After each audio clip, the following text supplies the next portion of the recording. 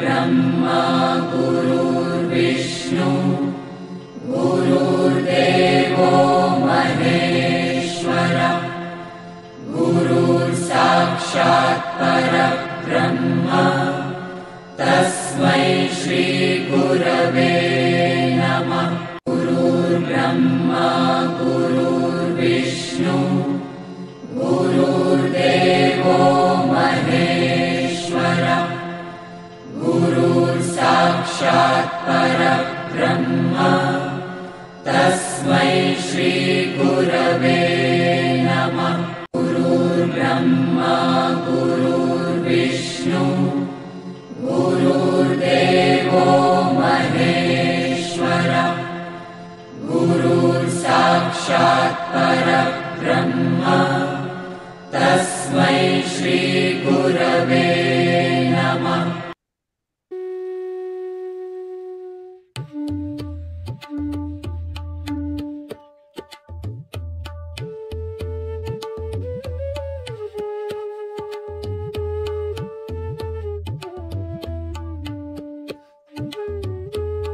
भगवद्गीता ज्ञानेश्वरीच्या आधारे सुरू असलेल्या ह्या प्रवचन मालिकेचे शीर्षक अध्यात्म यात्रा असे आहे। अध्यात्म यात्रेचे आजचे हे 170वे प्रवचन पुष्प आहे। या अध्यात्म यात्रेत सहभागी झालेले माझे सर्व सहप्रवासी साधक बंधू भगिनी आपल्या प्रत्येकाच्या हृदयात सदैव उपस्थित व उपलब्ध असणाऱ्या भगवंतास गुरुतत्वास साष्टांग नमस्कार। ही प्रवचन मालिका भगवान श्रीकृष्ण प्रभू श्री राम संत ज्ञानेश्वर माऊली व सद्गुरु श्री ब्रह्मचैतन्य गोंदवलेकर महाराजांच्या कृपेने इच्छेने आधाराने आशीर्वादाने व फक्त त्या सर्वांच्याच कर्तृत्वाने सुरू आहे। आपण भगवद्गीता ज्ञानेश्वरीचा 18वा अध्याय मोक्ष संन्यास योग याचे अध्ययन रूपी श्रवण करत आहोत। कालच्या 169व्या प्रवचन पुष्पात मनुष्याच्या जीवनामध्ये वर्तनामध्ये चिकाटी कशी निर्माण होते, चिकाटी युक्त मनुष्य त्याचे ध्येय कसे साध्य करतो याचे श्रवण केले। आजच्या 170व्या प्रवचन पुष्पात आपण शाश्वत आनंद कसा लाभतो तो मनुष्याच्या हातामध्ये कसा आहे आणि ह्या शाश्वत आनंदाचा शिल्पकार देखील मनुष्य कसा आहे याचे अध्ययन रूपी श्रवण आपण आजच्या ह्या प्रवचन पुष्पात करणार आहोत। दररोज प्रमाणे आजच्या प्रवचन पुष्पाच्या शेवटी भगवान श्रीकृष्ण व संत ज्ञानेश्वर माऊली आजच्या अर्जुनाला आजच्या सामान्य माणसाला कोणता संदेश कोणता विवेक विचार समोर ठेवणार आहेत हे देखील आपण ह्या प्रवचन पुष्पाच्या शेवटी समजून घेणार आहोत। कुरुक्षेत्राच्या अतिपवित्र व अमर युद्ध भूमीवर गुरु श्रीकृष्ण व शिष्य अर्जुनाचा भगवान श्रीकृष्ण व भक्त अर्जुनाचा सुख संवाद मधुर संवाद अमर संवाद अतिपवित्र संवाद सुरू आहे। गुरु श्रीकृष्ण शिष्य अर्जुनाला विविध विषयावर मार्गदर्शन करून त्याला अंतर्बाह्य स्थिर शांत प्रसन्न व उत्तुंग आत्मविश्वासाने भरण्याचा प्रयत्न करत आहेत। ज्या आत्मविश्वासाच्या आधारे शिष्य अर्जुन त्याने त्याचे कर्म सर्वोत्तम प्रकारे करावे अशी अपेक्षा भगवान श्रीकृष्णांना आहे। अर्जुन देखील आपल्या गुरूंच्या मार्गदर्शनाचे मनोभावे श्रवण करून हळूहळू टप्प्याटप्प्याने क्रमाक्रमाने आत्मज्ञानाच्या मंदिराची एक एक पायरी चढत चढत स्थिर शांत प्रसन्न व उत्तुंग आत्मविश्वासाने भरलेला आहे हे स्पष्ट जाणवत आहे.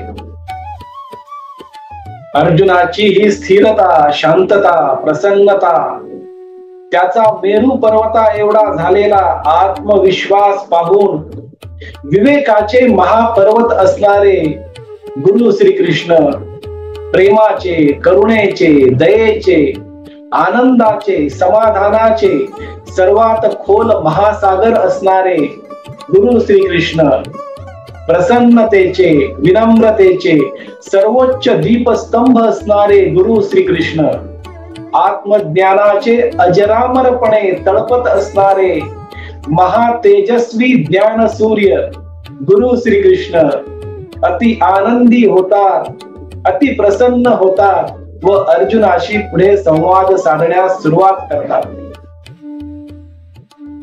गुरु श्रीकृष्ण शिष्य अर्जुनाला म्हणतात, अर्जुना, आता थोड्याच वेळापूर्वी मी तुला चिकाटी कशी निर्माण होते याचे श्रवण घडवले.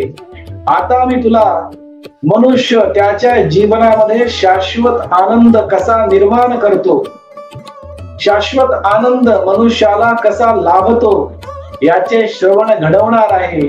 ते देखील तू नेहमीप्रमाणे स्थिर व शांत चित्ताने समजून घे. अर्जुना, तुला संन्यास आणि त्याग ह्या दोन शब्दाचा अर्थ मी विस्तृतपणे समजावून सांगितला होता. संन्यास म्हणजे आध्यात्मिक शिस्त पाळून साधनेसाठी कौटुंबिक आणि सामाजिक जीवनाचा त्याग करणे. तर त्याग म्हणजे कौटुंबिक आणि सामाजिक जीवनाचा त्याग न करता जीवनात मिळालेले कर्म सर्वोत्तम प्रकारे करत करत कर्मफळाच्या इच्छेचा त्याग करणे आणि कर्म मात्र सर्वोत्तम प्रकारे करणे म्हणजे त्याग आहे. अर्जुना, त्याग, दान आणि तप हे कर्म मनुष्याने कधीही सोडू नये. कारण ह्या कर्माच्या द्वारे मनुष्य त्याची आंतरिक शुद्धता करू शकतो, त्याची आंतरिक सुधारणा होते आणि तो चैतन्याच्या शुद्ध आणि सर्वोच्च स्तरावर पोहोचू शकतो. त्याच्यासाठी मदत करणारे म्हणजे त्याग, दान आणि तप आहेत. अर्जुना,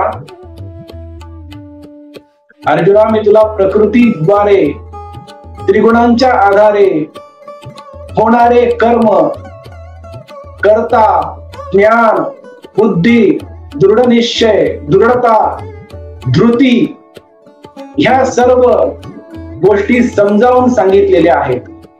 3 गुण, सत्वगुण म्हणजे चांगुलपणाचा गुण, रजोगुण म्हणजे मिश्रित गुण, राजसी वृत्तीचा गुण आणि तमोगुण म्हणजे अज्ञानाचा गुण, याच्या आधारावर मनुष्य त्याचे जीवन कसे जगतो हेही समजावून सांगितलेले आहे.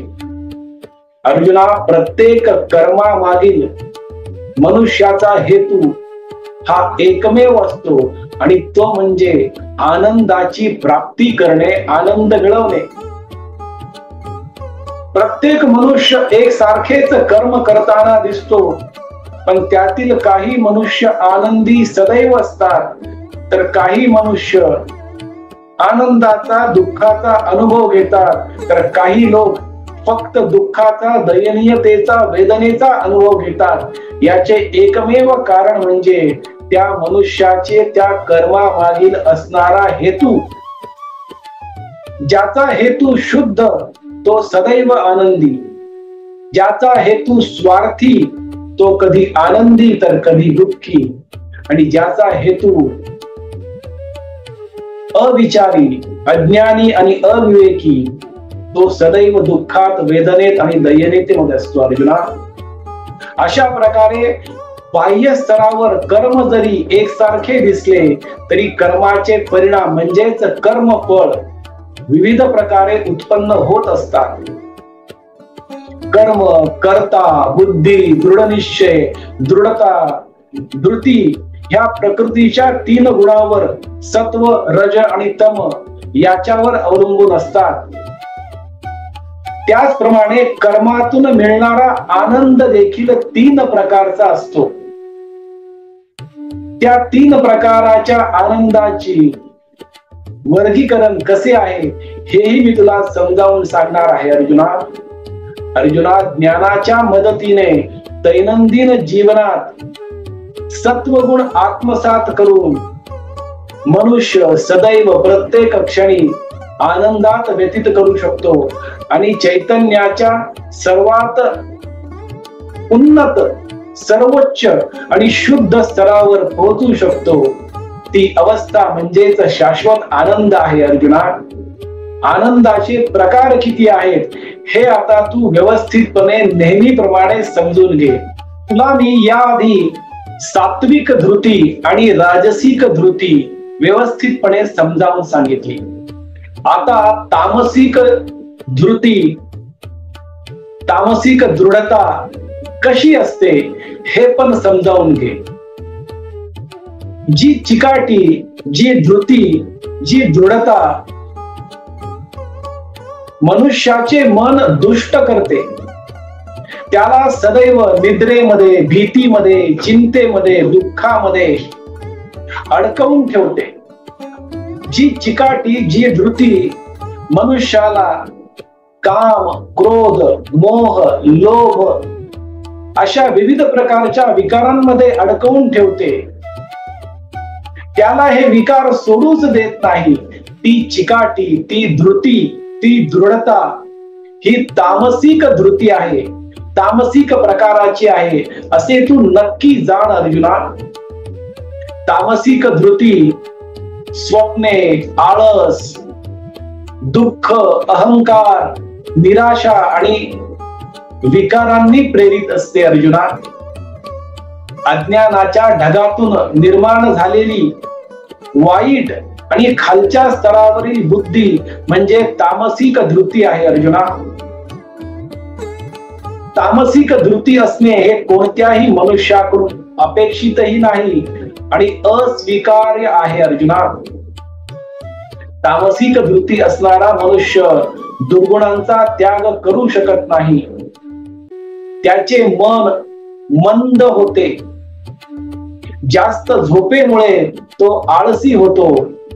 तो स्वतःही प्रगतीपथावर जात नाही आणि जवळपासच्या लोकांनाही प्रगतीपथावर जाऊ देत नाही. त्यांच्या प्रगतीमध्येही तो अडथळा निर्माण करतो, कारण तो स्वतः त्याला कोणतेही ध्येय नसते आणि ध्येय असणाऱ्या मनुष्यालाही देखील तो त्या ध्येयापासून परावर्तित करू शकतो.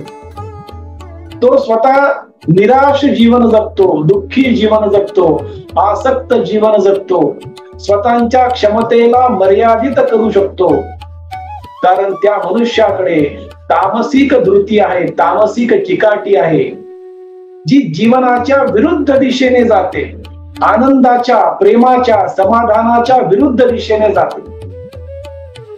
कारण ही धृती, ही चिकाटी, तामसिक चिकाटी ही अज्ञानाच्या, अविवेकाच्या आणि अविचाराच्या आधारे असते अर्जुना. अज्ञान दृढ निश्चयाला चुकीच्या मार्गावर नेऊ शकतो.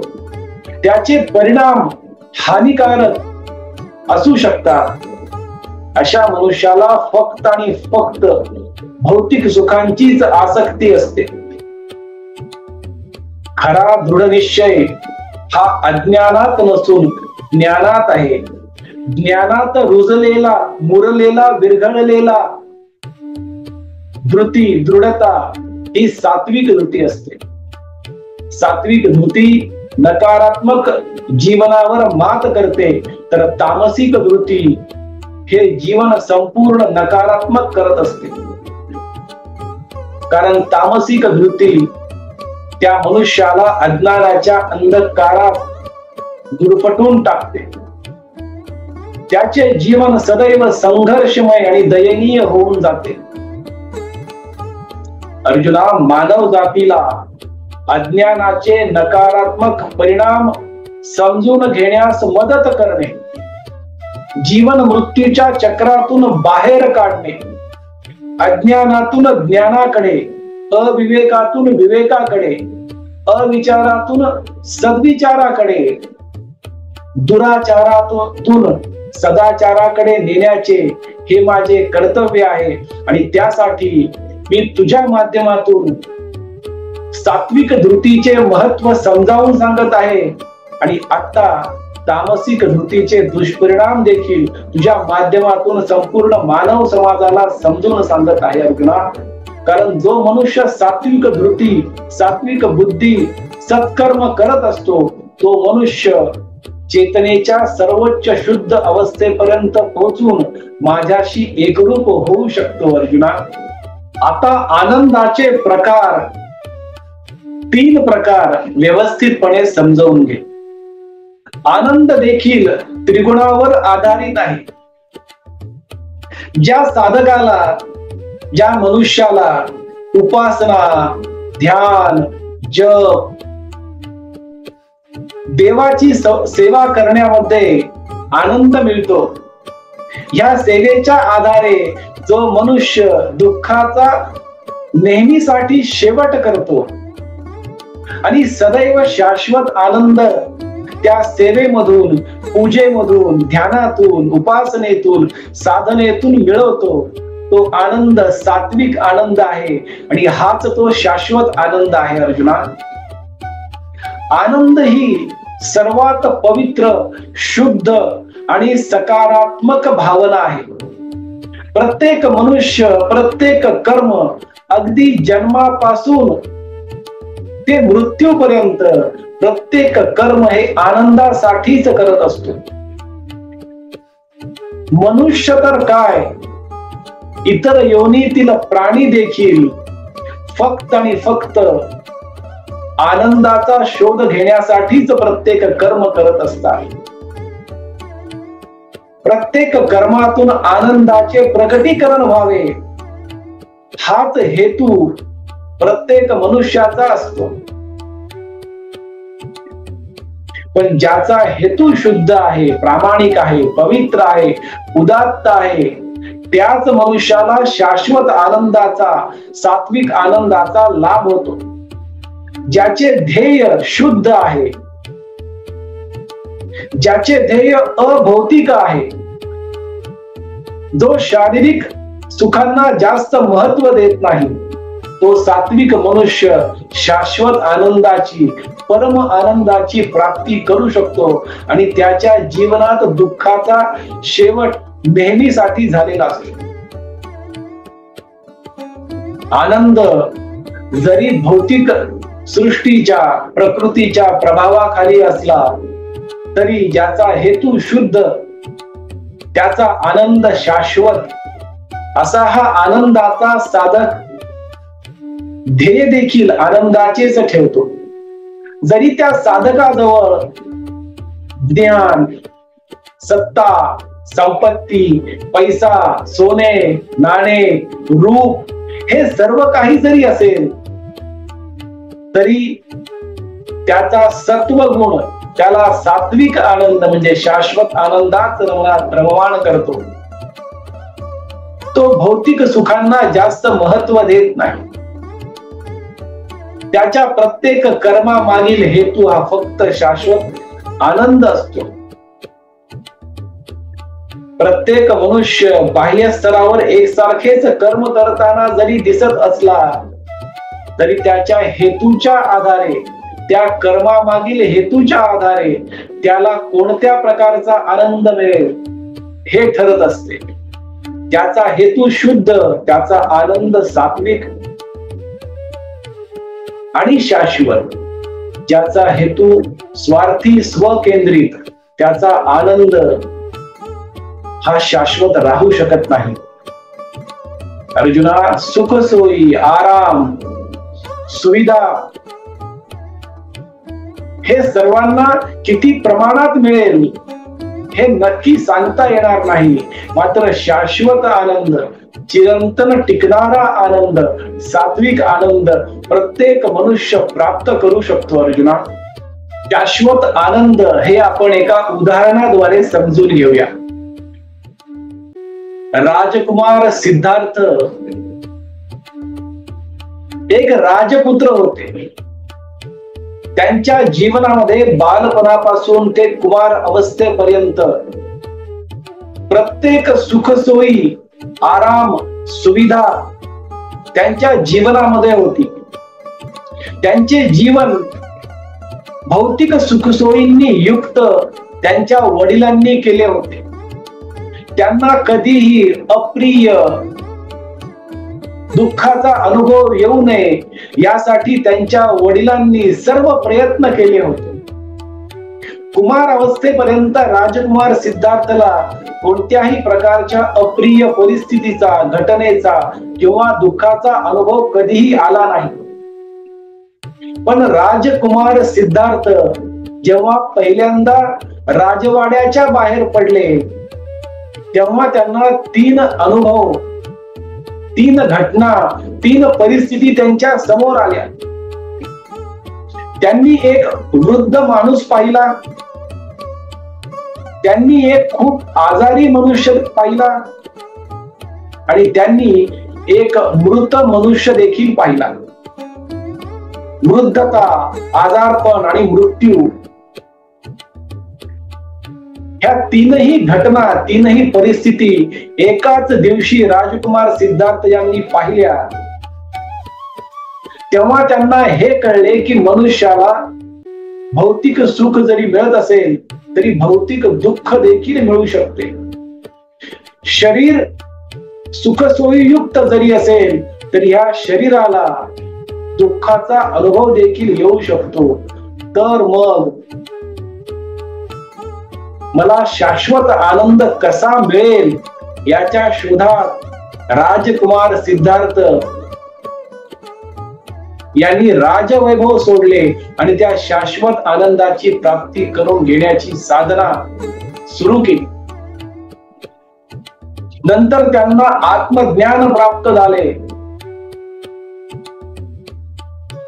आणि त्या आत्मज्ञानाच्या आधारे, साधनेच्या आधारे त्यांचे चैतन्य शुद्ध सर्वोच्च स्तरावर गेले आणि म्हणून आपण त्यांना भगवान गौतम बुद्ध असे म्हणतो. त्यांना जो शाश्वत आनंद प्राप्त झाला तो आनंद हा चिरंतन टिकणारा होता. भौतिक आणि शारीरिक सुखांच्या पलीकडला हा आनंद शाश्वत आनंद असतो अर्जुना. आणि तो शाश्वत आनंद मनुष्याला चैतन्याच्या शुद्ध सर्वोच्च उन्नत स्तरावर गेल्यानंतर प्राप्त होतो आणि तो मनुष्य तिथे स्थित झाला की त्याला इतर कोणत्याही बाह्य वस्तूची आवश्यकता कधीच पडत नाही. बाह्य स्तरावरील वस्तू असो किंवा नसो तो सदैव त्याच शाश्वत आनंदात असतो. ज्या शाश्वत आनंदाच्या शोधात प्रत्येक मनुष्य, प्रत्येक योनीतील प्राणी देखील आहे. एखादा मनुष्य गरीब असो किंवा श्रीमंत असो, राजा असो किंवा रंक असो, सुशिक्षित असो किंवा अशिक्षित असो, सात्विक असो किंवा तामसिक असो, संत असो किंवा साधारण मनुष्य असो, कोणीही असो, प्रत्येक जण त्याच शाश्वत आनंदाच्या शोधात आहे अर्जुना. एखादा मनुष्य सत्ता, पैसा, पद, शिक्षण, सोने, नाणे, अगदी लैंगिक सुख देखील नाकारू शकतो, पण त्या शाश्वत आनंदाला या संपूर्ण सृष्टीमध्ये कोणीही नाकारू शकत नाही अर्जुना. त्या आनंदाच्या चिरंतन स्थितीला, अवस्थेला कोणीही नाकारू शकत नाही. सर्व काही नाकारल्या जाऊ शकते पण शाश्वत आनंदाला नाकारणारा मनुष्य हा अविचारी, अज्ञानी आणि अविवेकी आहे असे तू नक्की जाण अर्जुना. कारण या मनुष्य देहामध्ये जो आत्मा आहे त्या आत्म्याला फक्त चिरंतन टिकणारा आनंद म्हणजेच शाश्वत आनंद हवा असतो अर्जुना. देहधारी आत्मा भौतिक शरीराची ओळख झाल्यामुळे स्वतःला हे शरीर समजतो आणि भौतिक क्षेत्रामुळे, भौतिक सुखामुळे गोंधळून जातो, संभ्रमित पडतो. त्याला भौतिक सुख हेच खरे वाटत असते. पण जेव्हा मनुष्याला आत्मज्ञान प्राप्त होते, आत्म्याबद्दलचे ज्ञान प्राप्त होते, तेव्हा त्या मनुष्याला हे कळते की मी म्हणजे भौतिक शरीर नसून मी म्हणजे आत्मा आहे. हा आत्म साक्षात्कार ज्या मनुष्याला होतो तो भौतिक सुखांच्या पलीकडे जाऊन, शारीरिक सुखसोयींच्या आरामाच्या पलीकडे जाऊन त्या आत्मतत्वाची ओळख नित्य करून घेऊन त्या शाश्वत आनंदामध्ये सदैव स्थित होतो. तो शुद्ध, उन्नत, सर्वोच्च स्तरावर असलेल्या चैतन्यावर जाऊन स्थित होतो आणि मनुष्य जीवनाचे अंतिम ध्येय शाश्वत आनंद नेहमीसाठी प्राप्त करतो. कारण त्याला आत्मतत्वाची ओळख झालेली असते. बाह्य स्तरावर त्या मनुष्याला सुखसोयी असो किंवा नसो, भौतिक सुखसोयी असो किंवा नसो किंवा कमी प्रमाणात असो, त्याचा तो शाश्वत आनंद कधीही डळमळीत नाही. तो शाश्वत आनंदात नित्य स्थित होतो. त्याला हे कळते की भौतिक सुख हे क्षणिक आहे, पण आत्मतत्वाची ओळख करून घेऊन मिळालेला शाश्वत आनंद हाच चिरंतन टिकणारा आहे.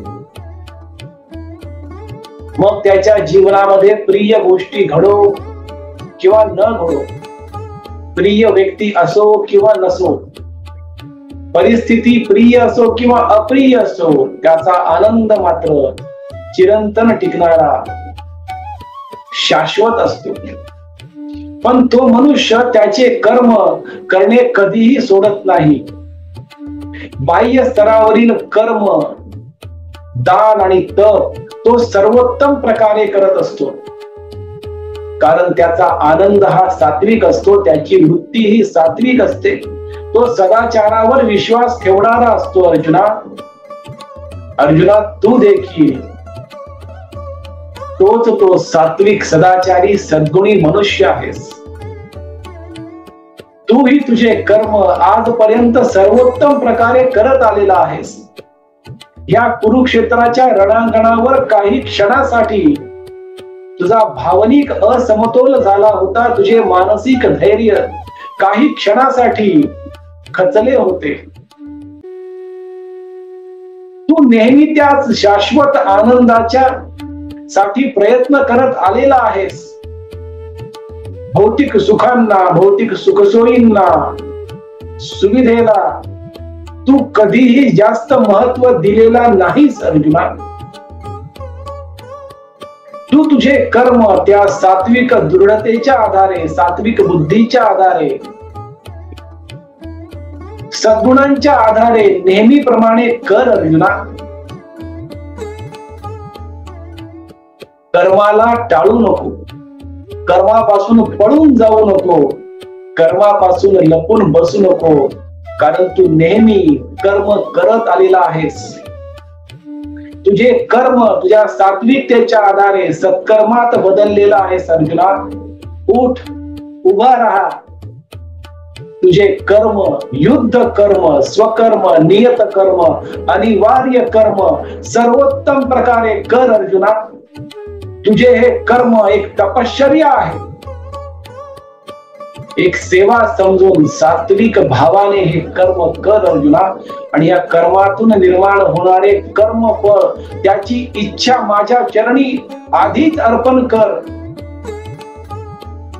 आणि या युद्ध कर्मातून मिळणारे कर्मफळ म्हणजे तुझा विजय देखील माझ्याच चरणी समर्पित कर अर्जुना.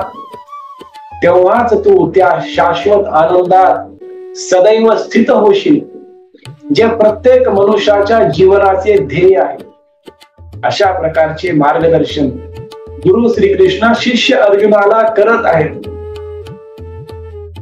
आजच्या अर्जुनाला, आजच्या सामान्य माणसाला गुरु श्रीकृष्ण व संत ज्ञानेश्वर माऊली हाच संदेश, हाच विवेक विचार देत आहेत की प्रत्येक मनुष्याने त्याचे कर्म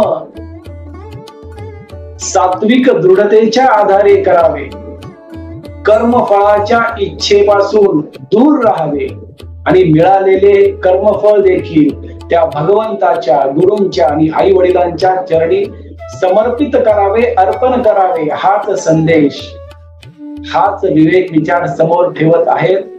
आणि मनुष्याला शाश्वत आनंद कसा लाभतो,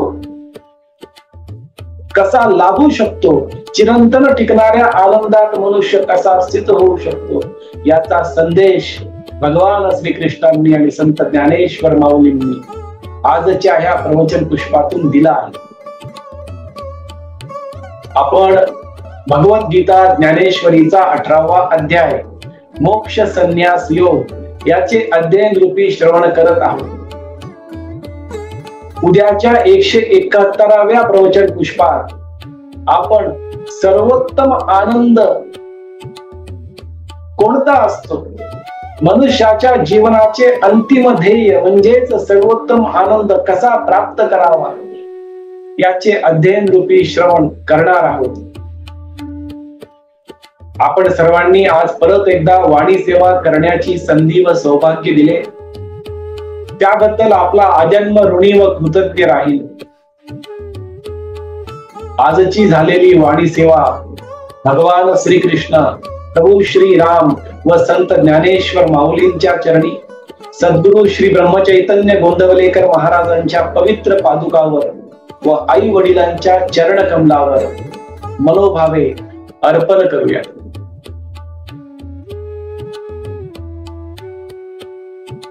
हरे राम राम राम हरे हरे, हरे कृष्ण कृष्ण कृष्ण हरे हरे, हरे राम राम राम हरे हरे, हरे कृष्ण कृष्ण कृष्ण हरे हरे.